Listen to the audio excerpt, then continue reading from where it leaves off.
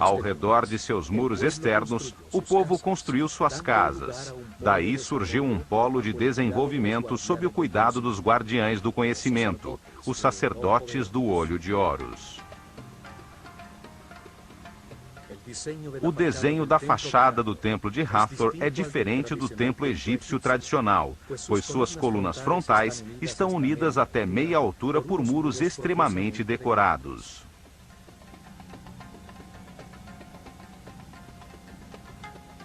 Seu acesso se faz através das 18 colunas do Salão da Vida, que sustentam um elevadíssimo céu raso, totalmente talhado com informações sobre os astros e seus movimentos, sendo a abóbada deste céu sustentada simbolicamente pelas colunas de Hathor.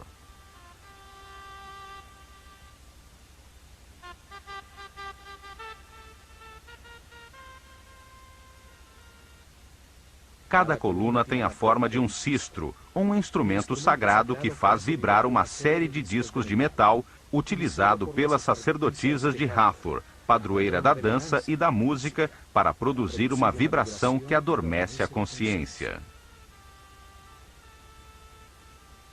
No alto, o capitel está formado por 4 rostos de Hathor talhados, cada um olhando a um ponto cardial, simbolizando que sua força pode ser sentida em todas as partes do mundo. Seus olhos de serpente e suas orelhas de vaca, símbolo da maternidade e da nutrição, formam uma imagem quase extraterrestre, associada em inúmeras lendas ao planeta Vênus. O templo foi encontrado em excelente estado pelas tropas de Napoleão, por ter ficado sepultado sob areia por milhares de anos. Converteu-se em refúgio para as tribos nômades que, com suas fogueiras, defumaram as cores do belo céu raso. No céu raso deste grande salão, os últimos sacerdotes de Dendera talharam as tábuas astronômicas que ainda conservavam, produzidas por várias gerações de sacerdotes, de forma a impedir que este conhecimento desaparecesse para sempre.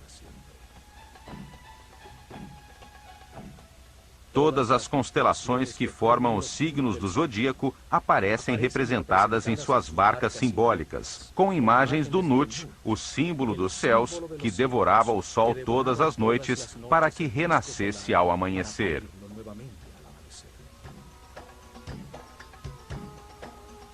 Os sacerdotes decidiram transcrever nos muros destes templos alguns papiros importantes, como os registros astronômicos que foram salvos da destruição de Cambyses, com o intuito de preservá-los para as gerações futuras.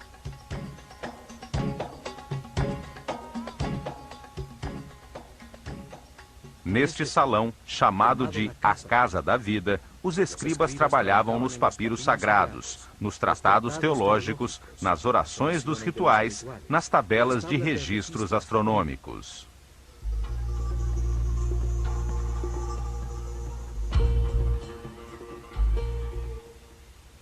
A arte, a teologia, a magia, a astronomia e a medicina foram ensinadas aos discípulos da Escola de Mistérios neste grande salão.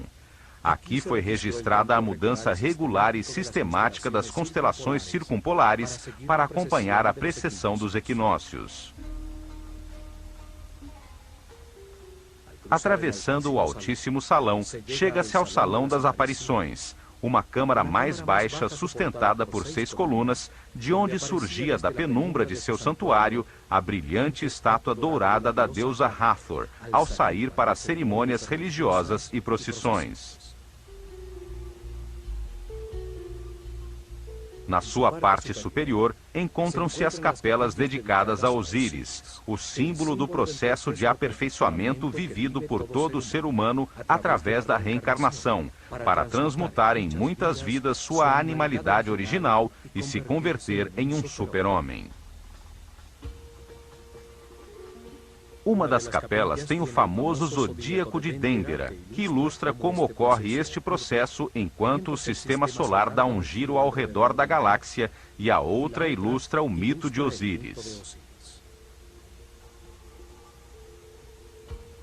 Em torno deste salão se encontram os 6 salões dos rituais diários.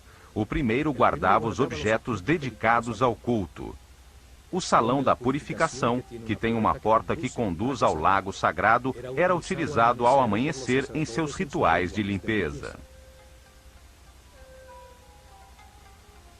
Os templos tinham um lago sagrado, escavado até chegar-se ao nível do lençol de água da região, forrado de pedra e com uma série de escadas que permitiam aos sacerdotes entrar na água para purificar-se antes do início de seu serviço no templo. No salão seguinte, organizavam-se os ofícios. Conduzia ao corredor de acesso à escada de caracol que chega ao terraço do templo, utilizada às noites no registro da abóbada celeste. Do lado esquerdo, o salão do fundo comunicava-se com o exterior para receber as oferendas que todos os dias o povo levava a seus guias espirituais. Os mantimentos e animais dedicados ao sacrifício eram armazenados e preparados nas 2 outras câmaras. Pelo Salão das Aparições, chega-se ao corredor das 2 escadas do templo. À direita, a escada de caracol simbólica por onde subia a procissão que levava o santuário portátil, a barca de ouro com a imagem de Hathor, até o terraço para aguardar a aparição do sol no solstício de verão. Simboliza a escada da luz. Cada degrau, a vida mais acima na escala da consciência, a matéria que se eleva até o espírito.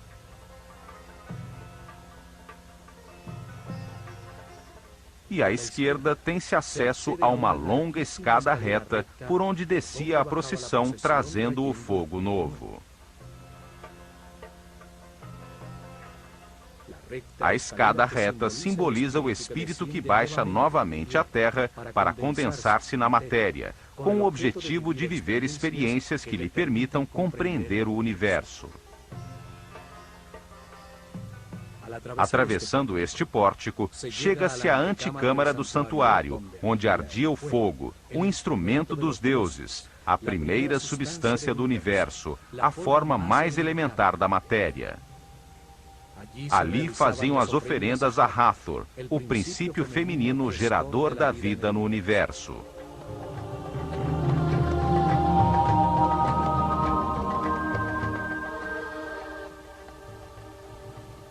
À esquerda deste salão estava a capela onde guardava-se a barca de ouro, o santuário portátil, símbolo do movimento físico do Sol. A barca da vida era usada para levar a imagem de Hathor no dia da lua nova, no 3º mês do verão, durante o Festival do Belo Encontro, em uma procissão florida pelo Nilo até o Templo de Horus, em Edfu.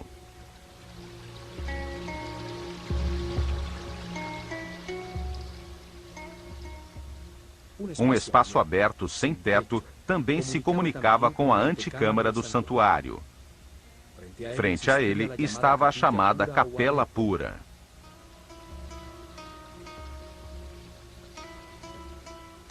As figuras simbólicas eram levadas a este espaço aberto para que renovassem suas forças ao serem recarregadas com a energia solar.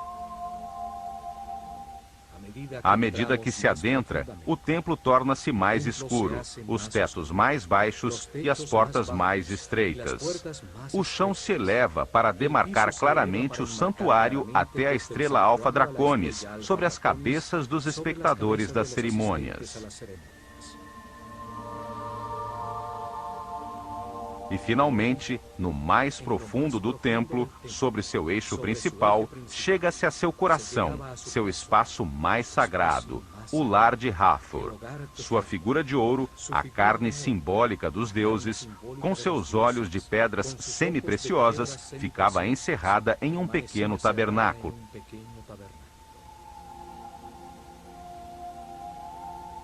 Somente o faraó e os mais altos sacerdotes da escola de mistérios do Olho de Horus podiam entrar aqui após uma intensa cerimônia de purificação com água.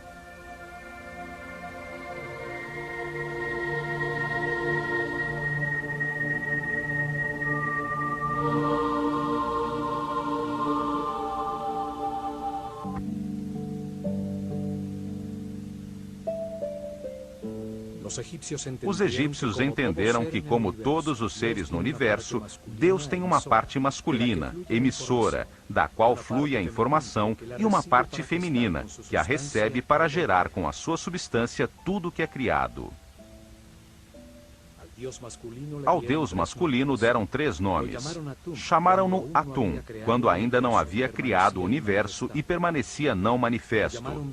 Chamaram-no Ptah, quando organizou e criou o universo, as estrelas, os planetas e os reinos naturais. E chamaram-no Amon-Ra, quando sobre toda a criação deu lugar à consciência do homem. De forma similar, também deram 3 nomes à sua parte feminina.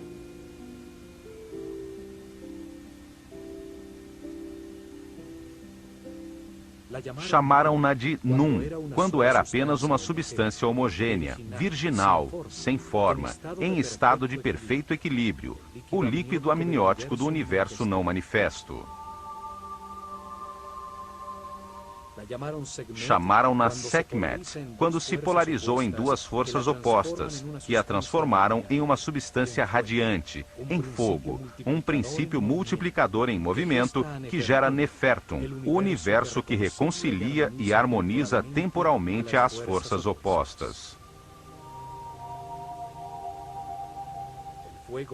O fogo produz o movimento, o tempo e o espaço. Sua intensidade, que coagula, produz os estados sucessivos da matéria, o ar, a água, a terra e, por último, a força da vida, representada por Hathor, a substância que gera e multiplica as consciências que experimentam o espaço-tempo. E a chamaram de Mut, quando gerou as 4 forças que impulsionam a consciência evolutiva do homem. As 4 forças são Osíris, Ísis, Set e Neptis. Entendendo Hathor desta forma, ela é a barca da vida, a barca da luz, representa o amor, a grande matriz das consciências do universo, a barca do norte, que contém o princípio de toda a natureza. Aqui em seu tabernáculo, Hathor, a força da vida, recebia as preces dos que queriam prolongá-la ou curá-la.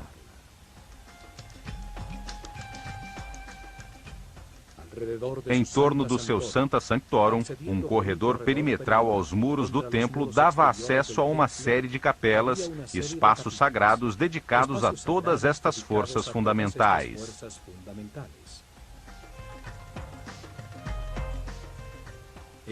Estas capelas eram reconhecidas desde fora pelos desenhos talhados de seus símbolos sagrados no muro exterior do templo e permitiam que o povo que não podia entrar, pois só tinham acesso os sacerdotes e os iniciados, orasse e pedisse ajuda às forças fundamentais do universo.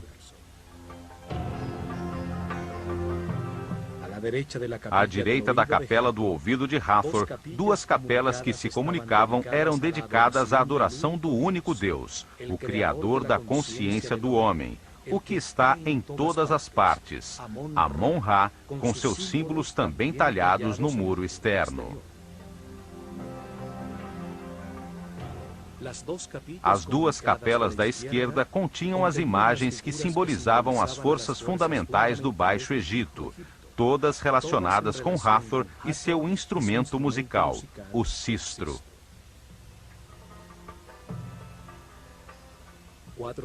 4 santuários à direita, dedicados a Horus, a Sokar, a Ísis e, por último, ao Nomo de Dendera, o patrono ou santo da região do Egito onde se localizava o templo. Havia outra capela que continha o colar de Menat, um colar utilizado pelo sumo sacerdote nas cerimônias e procissões, com 4 imagens de Hathor, cada uma com um trono simbólico na parte de cima. Os 4 tronos representavam os poderes supremos do universo: o amor, a sabedoria, a força infinita da vontade divina e a harmonia. Sob o piso destes espaços existia uma série de criptas onde eram guardados os elementos mais sagrados, as peles escritas e papiros mais secretos relativos à revelação deste templo.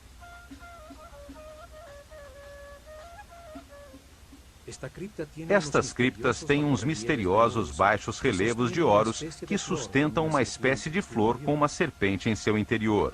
Teorias científicas afirmam que se trata das lâmpadas que utilizaram para iluminar suas câmaras e construções sob o solo.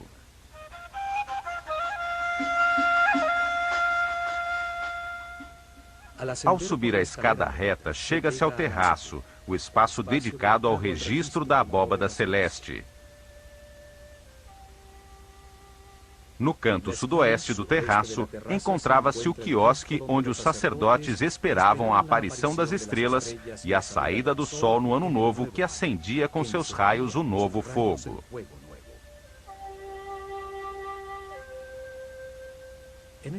Nesta pequena cobertura do terraço, os sacerdotes se reuniam às noites, dividindo a abóbada celeste em setores chamados nomos, com o objetivo de identificar os movimentos relativos do firmamento e do planeta. Os sacerdotes de Dendera eram chamados de Cabirim, os medidores do céu. Eles registraram a primeira carta celestial, a que marcava as posições relativas dos Mazarotes, os fogos do céu. A astronomia surgiu em Dendera. Astro significa estrela. Astronomia significa logos, ou conhecimento das estrelas. Por este terraço chega-se às duas capelas dedicadas a Osíris, o princípio divino que simboliza a evolução, através da reencarnação de todos os seres humanos. Nelas é descrita a lenda em que seu irmão Sete, para ficar com seu reino e com sua mulher Ísis, o corta em 14 pedaços e espalha as partes de seu corpo por todo o Egito. As talhas mostram o momento em que Ísis, após reunir seus pedaços, suspensa no ar sobre o falo de Osíris, sob a forma de um falcão fêmea, consegue, em uma comunhão espiritual, engravidar e dar à luz a Horus.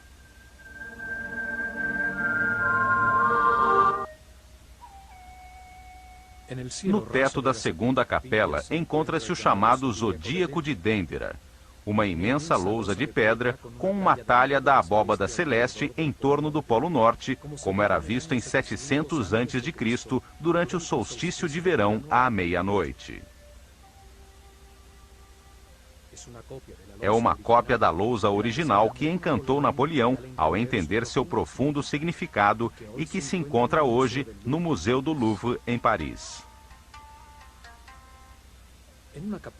Em uma capela como esta, neste mesmo lugar e durante milhares de anos, os sacerdotes do Olho de Horus estiveram atualizando periodicamente, sobre um papiro, um mapa dos céus como este.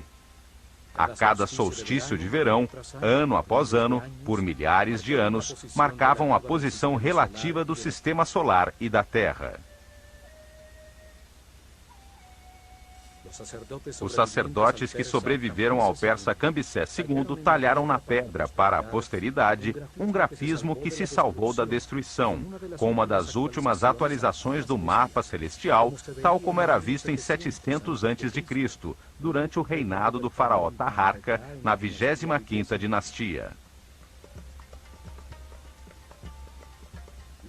A abóbada celeste é sustentada por 8 imagens de Horus ajoelhado e 4 figuras femininas de Ísis. Um círculo de hieroglifos une esta disposição simétrica. Naquele momento, a abóbada celeste estava pintada de azul, ressaltando as imagens simbólicas. As varas sagradas das 4 figuras marcam um ponto perto do centro da abóbada. Saturno, o pai dos planetas, Júpiter,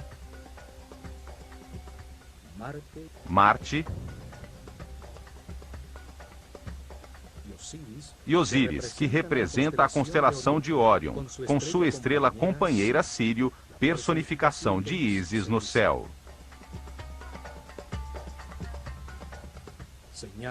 Apontam para os seios de Tuaret, a mãe hipopótama com rabo de crocodilo e patas de leão, que preside a abóbada e que representa a constelação que é chamada hoje de Draco, onde brilhava a estrela Alfa Draconis, exatamente sobre o eixo de rotação do planeta.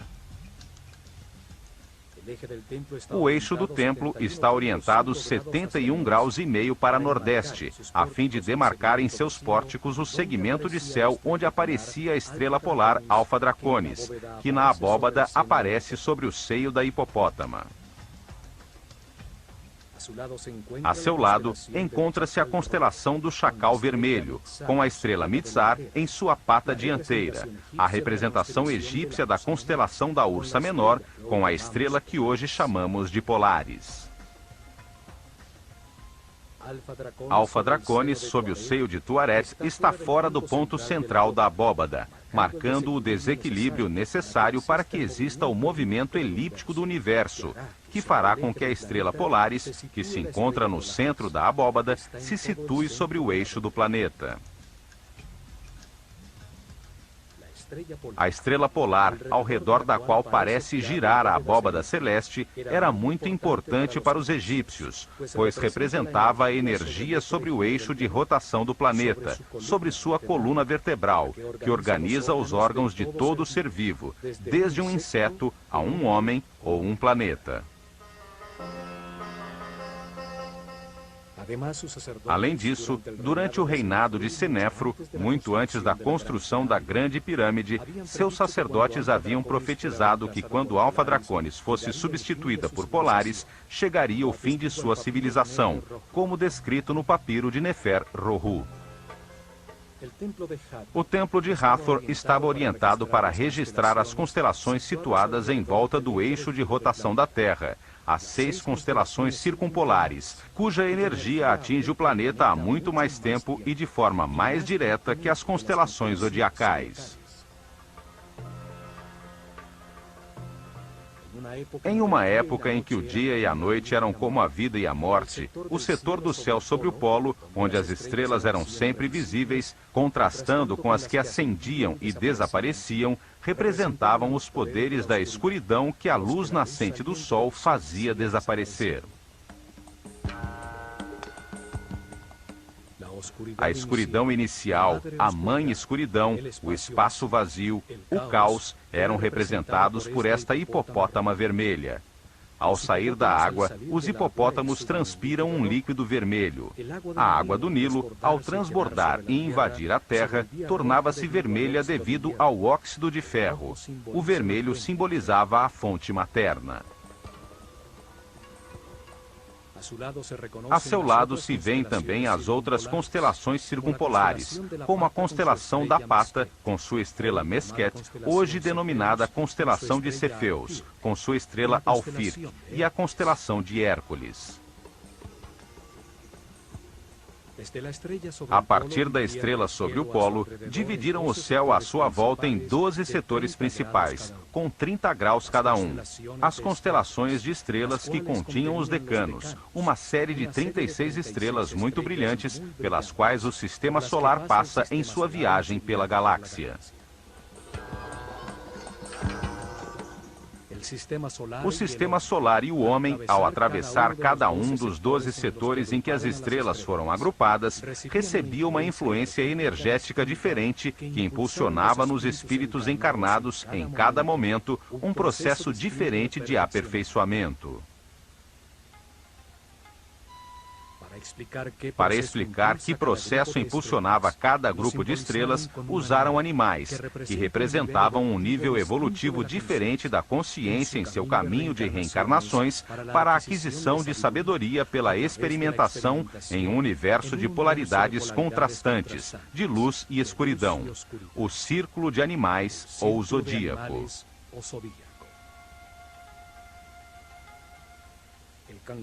O caranguejo de Câncer simboliza o eu sinto, o animal que se retira a seu refúgio de água para digerir o seu alimento espiritual quando a consciência se movimenta de maneira incerta e começa o seu processo evolutivo experimentando os sentidos pela primeira vez.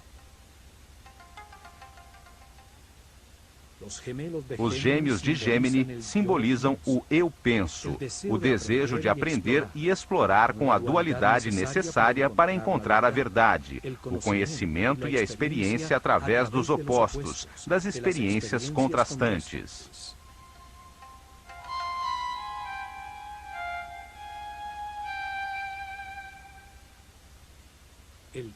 O touro de Taurus desperta a maternidade das fêmeas, impulsiona os processos com o eu tenho, as posses materiais, a raiz que permite à terra receber o poder da vida para dar fruto, a fertilidade.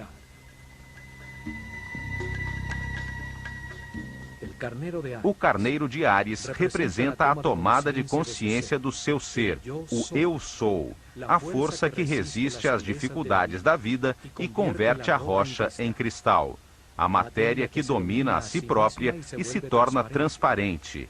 É o poder de procriação que põe a vida em movimento, a primavera.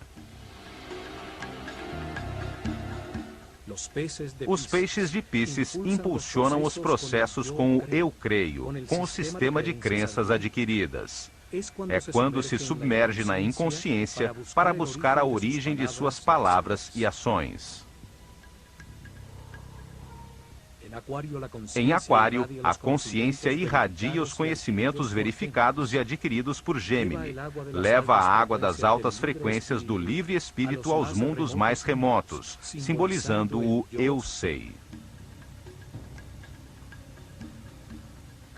Capricórnio utiliza esses conhecimentos adquiridos, simbolizando o eu uso, para concentrar a matéria até tornar-se transparente. Na era de Sagitário, o eu vejo, a consciência evolutiva já é um ser que cresceu além de sua natureza animal, o centauro, com sua consciência dirigida ao divino. É o poder espiritual do pensamento, a sabedoria da idade.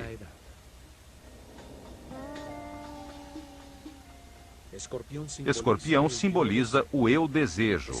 É o animal que pode se matar com seu próprio veneno. Uma era em que se vivem experiências para entender que o universo é perfeito e que se tem tudo o que é necessário para a felicidade. Não há que se desejar nada. A balança de Libra simboliza o eu equilíbrio. Aprende-se a ceder, a ser flexível ante todas as situações da vida para atingir a harmonia. Todas as experiências são medidas. Conserva-se apenas o que for valioso. Virgem simboliza o eu analiso. É quando se colhe a safra, a maternidade do universo e se vivem processos para aprender a não reagir, a pensar antes de falar.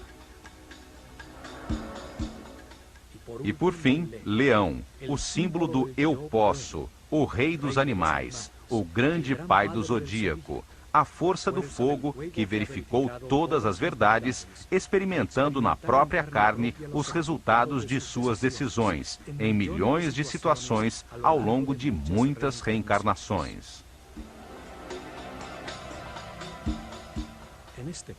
Neste ponto, o homem deixa de identificar-se com seus instintos animais, sua consciência deixa de ser um estábulo onde vivem suas paixões descontroladas. Abandona o círculo dos animais. Leão se projeta sobre Câncer, a porta para a escala seguinte do universo, onde, como guia dos processos de outras consciências, serão experimentadas situações de mais responsabilidade, para seguir seu caminho do aperfeiçoamento de volta a Deus. O processo evolutivo está completo quando, ao longo de muitas reencarnações, as 12 energias fundamentais são recebidas e os diferentes processos que elas geram são experimentados.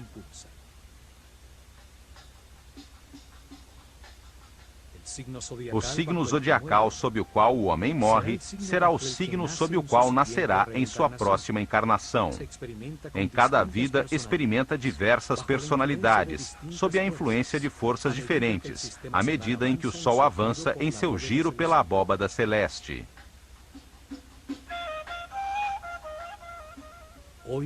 Hoje conhecemos este giro como precessão dos equinócios, mas não entendemos seu profundo significado em nosso próprio processo evolutivo.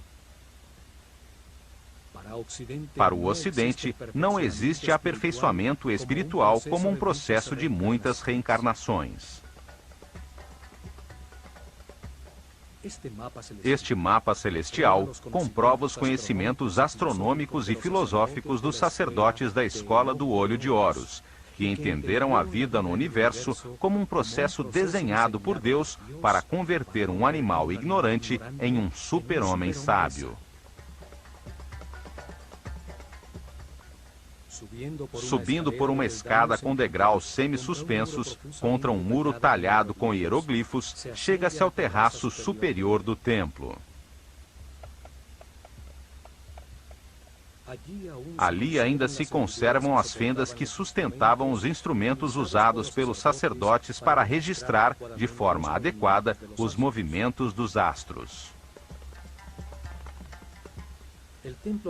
O templo de Hathor registrava os movimentos das estrelas polares.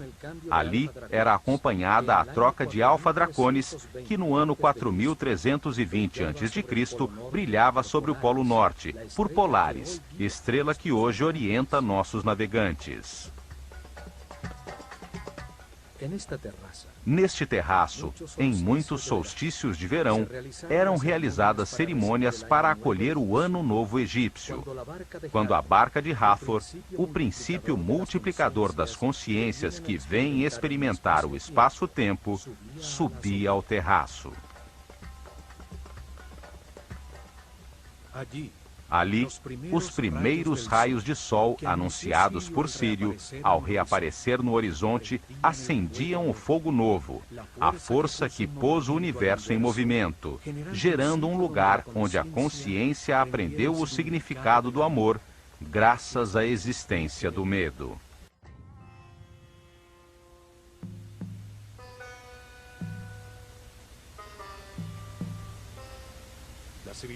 A civilização egípcia, guiada pelos sacerdotes da escola de mistérios de O Olho de Horus, se baseava em uma crença fundamental, a de que o homem encarna diversas vezes para viver um processo de aperfeiçoamento que o leva de sua animalidade original à sabedoria e à imortalidade. Esse caminho evolutivo tem 7 fases, 7 níveis determinados pela sabedoria que já acumulou, pela frequência com que vibra e pela quantidade de energia vital que pode processar. A sabedoria alcançada, decorrência das verdades que comprovou em cada vida, permite-lhe passar cada vez mais tempo em um estado de paz interior e, com isso, aumentar aos poucos sua frequência de vibração. De forma gradual, vai aumentando a quantidade de energia vital que pode processar e distribuir em seu sistema nervoso. Cada vez usa um chakra mais alto entre os 7 localizados em sua coluna vertebral para captá-la, e sua aura ou campo eletromagnético pessoal vai crescendo proporcionalmente. As circunstâncias que o homem vive, os processos pelos quais deve passar, com o objetivo de evoluir e de adquirir sabedoria, foram estabelecidos por Deus de forma perfeita. Os egípcios acreditavam que a energia que flui de Deus e que se manifesta de diversos modos determina os processos a que cada espírito é submetido. O universo seria como uma fábrica de consciências, submetida a uma série de processos lineares.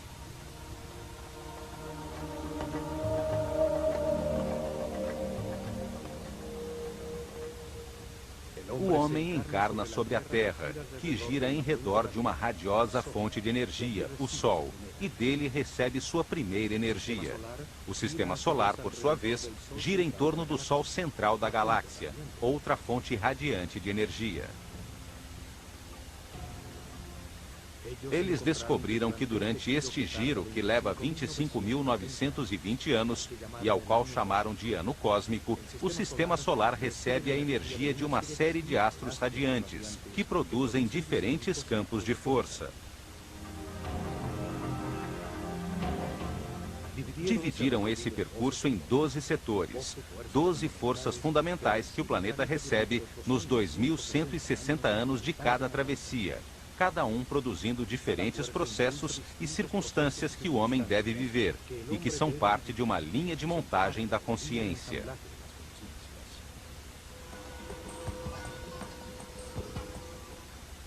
Chamaram de néters a estas energias dos céus. A cada uma das que iam identificando, davam um nome e uma figura simbólica. Assim, podiam reconhecer suas características e apresentar-lhes suas oferendas e referência. Em consequência, sua civilização estava orientada para os céus e seus processos coletivos eram determinados pelos astros. Os sacerdotes sabiam que quanto mais energia de um dos fogos do céu, de uma das estrelas ou constelações, o homem recebesse, mais benefícios teria. Por isso, as estrelas que se situam sobre o eixo de giro do planeta, as estrelas polares que permanecem fixas no mesmo ponto durante milhares de noites, davam um tratamento especial.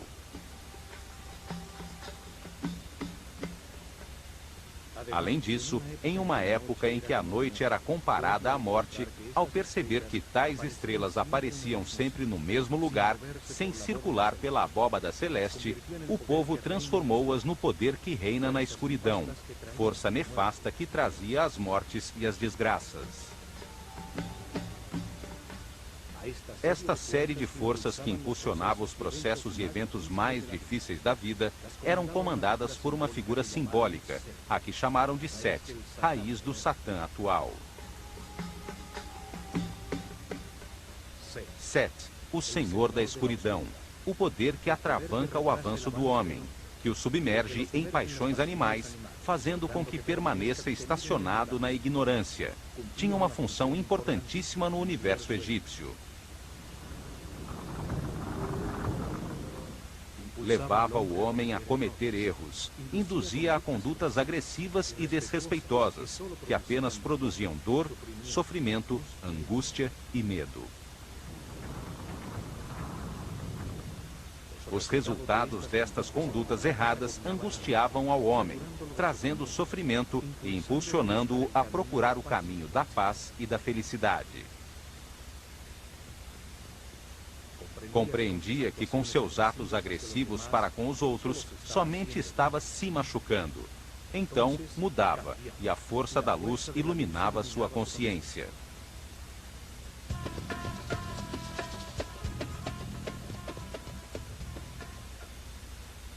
As forças que levavam o homem a mudar, a avançar em direção à cordialidade, à paz e ao entendimento, eram comandadas por outra figura simbólica, a qual chamaram de Osíris. Osíris é o Senhor da Luz, o poder que impulsiona o avanço do homem para a espiritualidade e a vibração no amor, ao longo de muitas vidas e circunstâncias difíceis.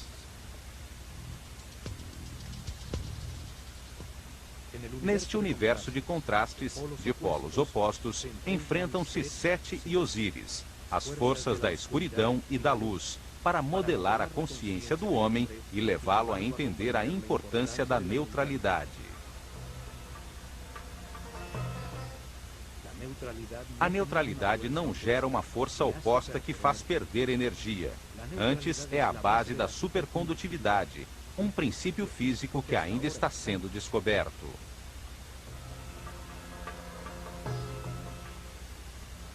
A neutralidade implica em respeitar os demais. Implica em ter consciência para não intervir nem impedir os seus processos do destino, as situações difíceis que o homem precisa viver para aprender. A neutralidade implica em compreensão de como funciona o universo, aceitação de que tudo o que acontece é perfeito e tem um propósito de amor, porque foi desenhado por Deus, que é amor.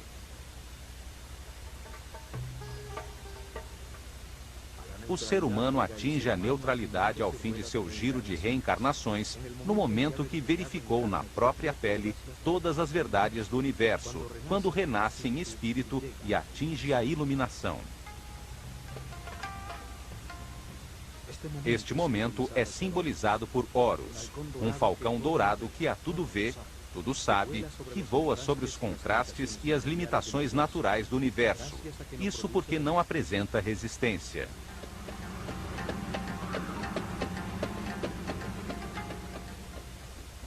Horus é o símbolo da consciência permanente, imortal, de um ser respeitoso em equilíbrio, capaz de concordar com todos os seus poderes e a paz eterna. Este momento de equilíbrio é experimentado no planeta 4 dias por ano, os dias do equinócio de inverno e verão, quando o dia tem a mesma duração que a noite.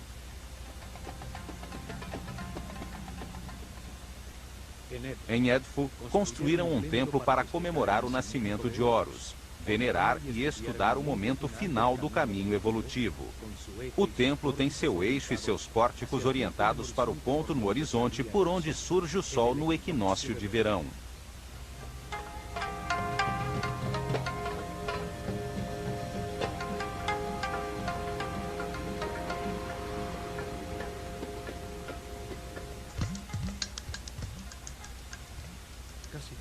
Quase todos os complexos religiosos egípcios tinham em seu interior 2 templos, 2 observatórios astronômicos, um solar e outro estelar, com seus eixos e pórticos orientados a 90 graus um do outro.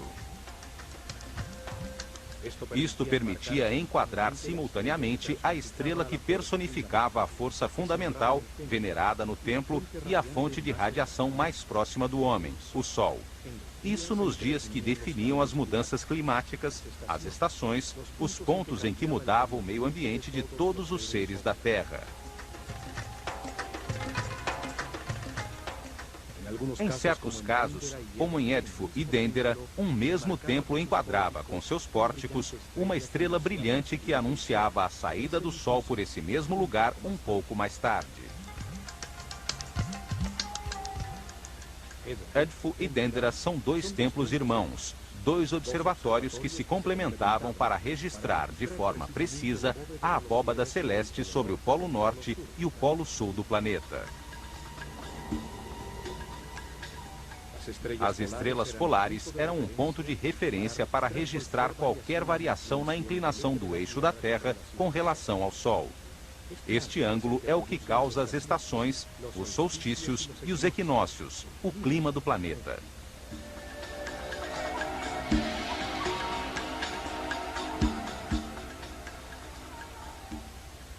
O estudo e registro destas estrelas fixas e sua relação com o Sol e com as outras estrelas era muito importante, pois qualquer variação em seu movimento habitual antecipava grandes mudanças na vida do homem. Eram as estrelas nefastas, as das grandes mudanças. Foram localizados a uma distância precisa de forma a produzir uma diferença de 1 grau exato em sua latitude. Dendera se localiza nos 26 graus e Edfu nos 25 graus de latitude ao norte do Equador.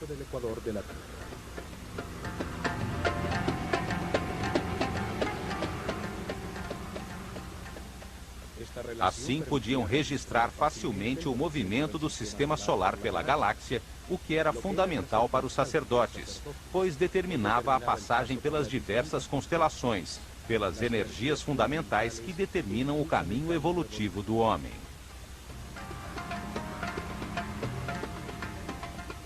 As mudanças de era, a passagem de uma constelação zodiacal a outra, determinaram as etapas em que os sacerdotes revelaram os mistérios do universo a seu povo.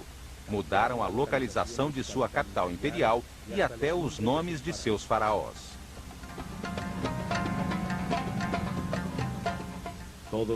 Todos os templos que construíram enquadravam em seus pórticos um setor do céu, por onde se movimentavam os mazarotes, os fogos do firmamento, permitindo-lhes registrar seus movimentos com facilidade.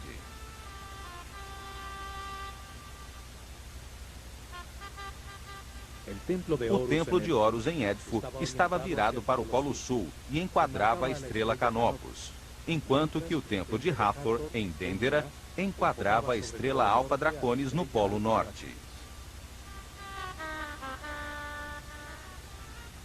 O templo de Horus em Édifo festejava seu nascimento no equinócio de verão, 3 meses depois.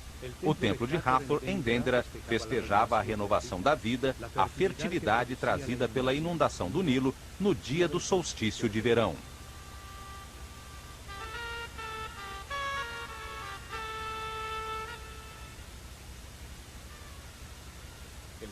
O templo secundário, dedicado a Ísis em Dendera, enquadrava a estrela Sírio às noites sobre o horizonte, sua personificação no céu, que com sua reaparição anunciava a enchente do Nilo, e ao amanhecer, o surgimento do sol no dia do solstício de verão. Nesse dia, a inundação marcava o fim do ano solar egípcio, celebrando-se em Dendera as festas do Ano Novo em honra de Hathor, a força que renova a vida, e de Ísis, a que trazia a água, sustento do Egito.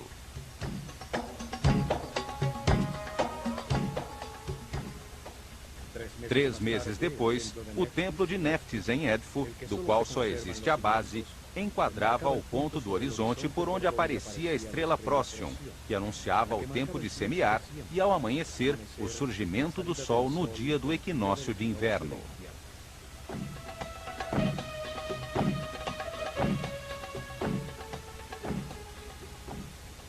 Os astros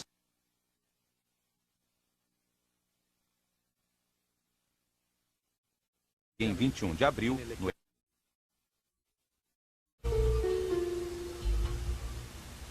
e lá chegava a barca de ouro com a imagem de Hathor que vinha de Dendera pelo Nilo.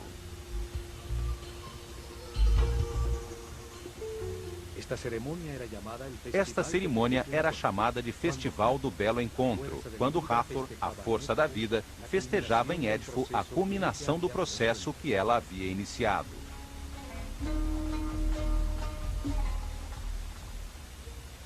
As estrelas e os sóis viajam de um horizonte ao outro pelo céu em barcos simbólicos. As imagens que estas estrelas representavam, como Hathor ou outro dentro de barcas de ouro, em procissões pelo Nilo.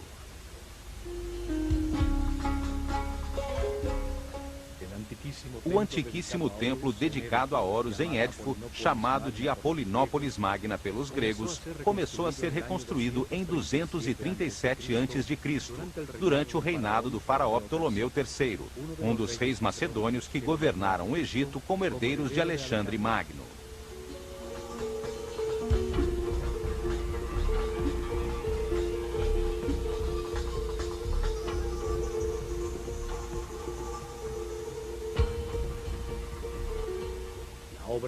A obra durou 180 anos, terminando em 57.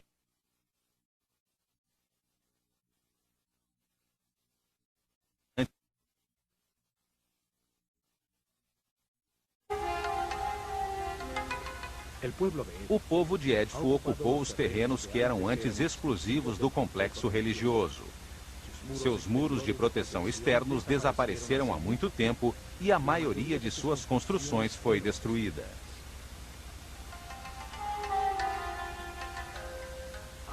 O templo principal, dedicado a Horus, o Falcão Dourado, permanece ainda intacto.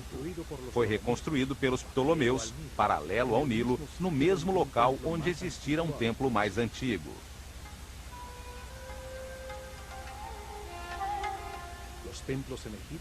Os templos no Egito, que eram orientados para uma estrela em particular, só eram úteis por aproximadamente 300 anos, uma vez que o movimento do sistema solar em torno da galáxia tirava do foco a estrela objeto do registro. Por este motivo, desmontado e reconstruído com seu eixo ajustado em aproximadamente 4 graus.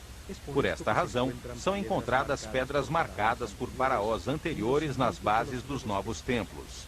Era como girar o telescópio.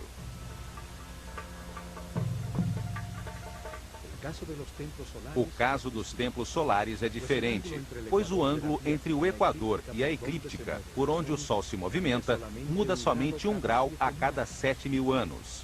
Os templos solares enquadrados com o ponto do horizonte onde surge o Sol em uma data especial serviam por milhares de anos.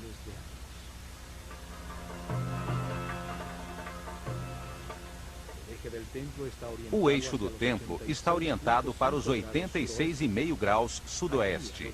Ali, aos 26 graus sobre o horizonte, se localizava todas as noites, praticamente sobre o Polo Sul, a estrela Canopus, a segunda mais brilhante dos céus depois de Sírio.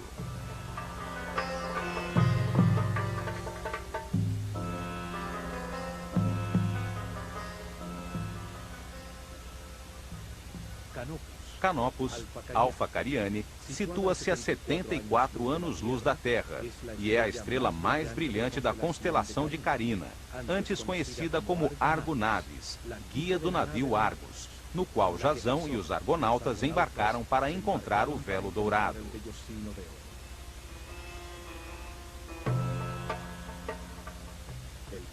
O pílono ou fachada do templo, com suas 2 grandes torres, enquadra a estrela do Polo Sul. Cada torre é um espelho exato da outra, até nas inscrições e baixo relevo de seus muros, simbolizando a existência da simetria em um universo assimétrico, que permite o movimento.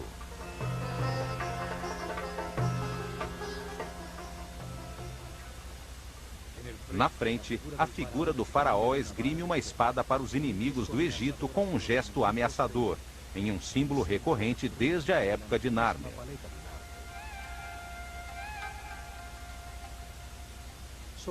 Sobre o pórtico, há o disco alado com as 2 serpentes. As 2 torres produzem a imagem nos hieroglifos de um horizonte entre montanhas que enquadram o Sol. A fachada de 35 metros de altura, a altura de um edifício de 10 andares, sustentava 4 mastros altíssimos, em cujas pontas tremulavam ao vento enormes bandeiras de cores brilhantes. Atravessando o pórtico pelo eixo do templo, chega-se a um pátio aberto com galerias laterais, sustentadas por 32 colunas com capitéis floridos de diversos estilos e variadas formas.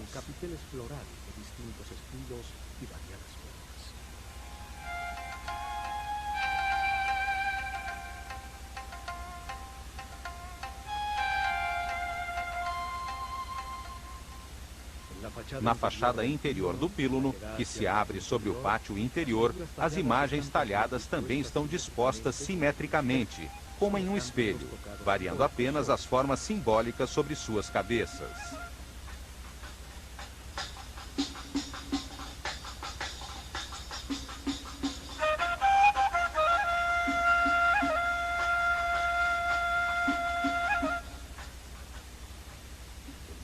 O muro interior, totalmente recuperado, e a colunata dão uma forma perfeitamente simétrica ao pátio externo.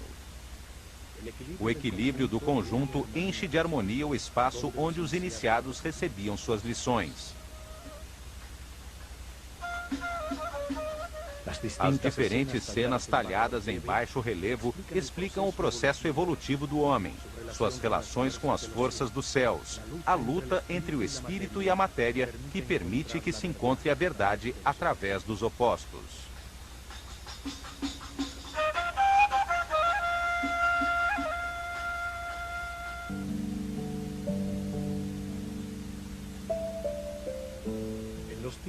Nos tempos da Escola de Mistérios, existia um lindo jardim neste pátio, onde os iniciados faziam exercícios para constatar na própria pele as informações passadas pelos mestres.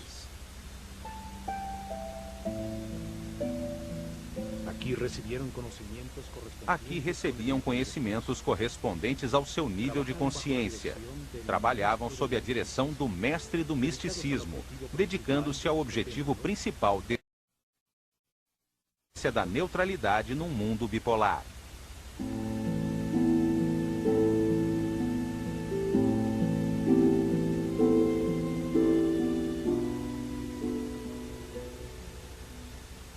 Provaram que podiam levar sua consciência individual até a consciência universal. Entenderam a necessidade de um universo de contrastes que produzisse vivências, situações e processos que permitissem uma decisão livre. Cada vida permite que se experimente um lugar diferente, uma família diferente, diferentes condições de saúde e riqueza, diversas situações nas quais se pode cometer erros diferentes.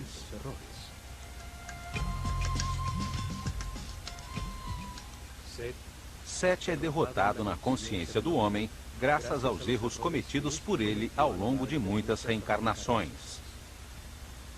A comparação dos resultados obtidos com sua atuação produz a compreensão, a luz na mente.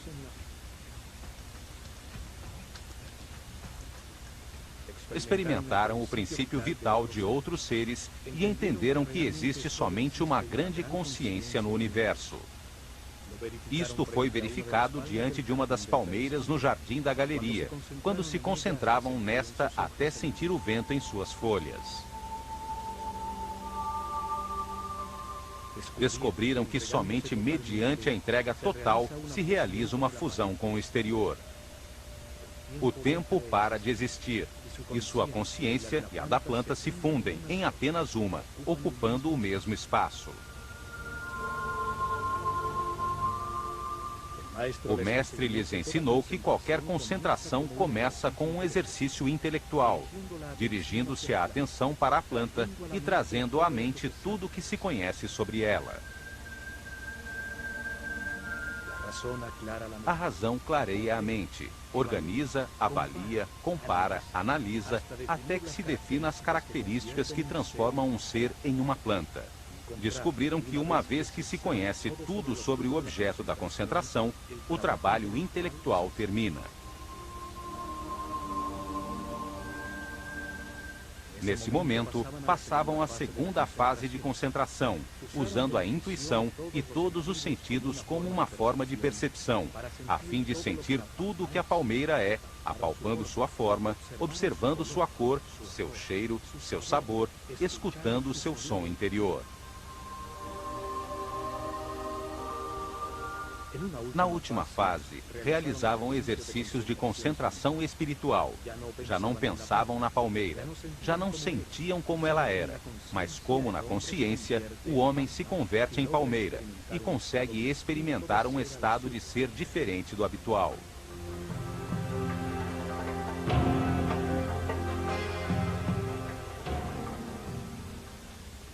Nesse estado, o ego desaparecia e o iniciado se encontrava com o seu eu superior.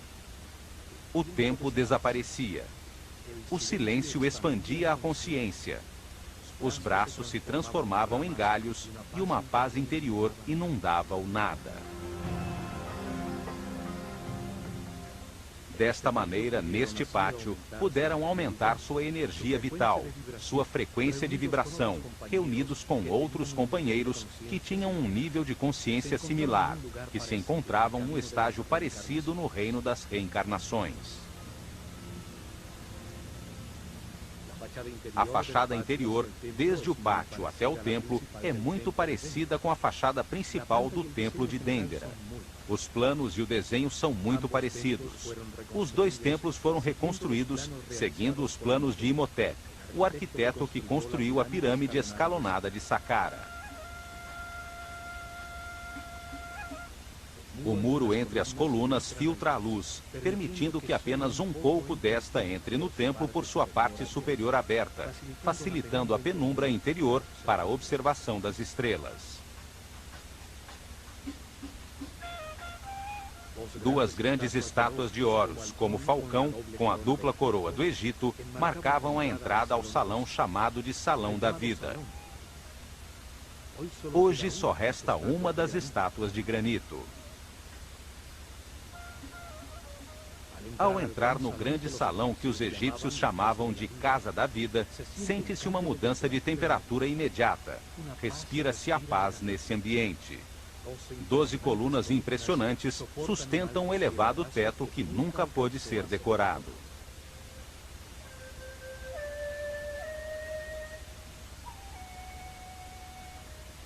Ao percorrer-se este salão, utilizado no trabalho diário pelos iniciados do templo, as altas colunas, com seus belos capitéis, produzem uma sensação de equilíbrio e de permanência.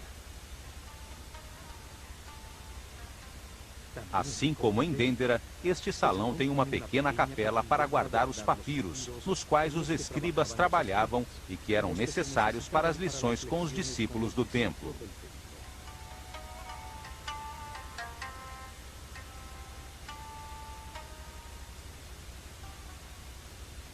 Os egípcios chamavam de Kabet, ou tempo da sombra escura, ao primeiro nível do caminho evolutivo, quando o homem é praticamente um animal, um desalmado sem sentimentos, sujeito a paixões descontroladas e às reações automáticas de seus instintos.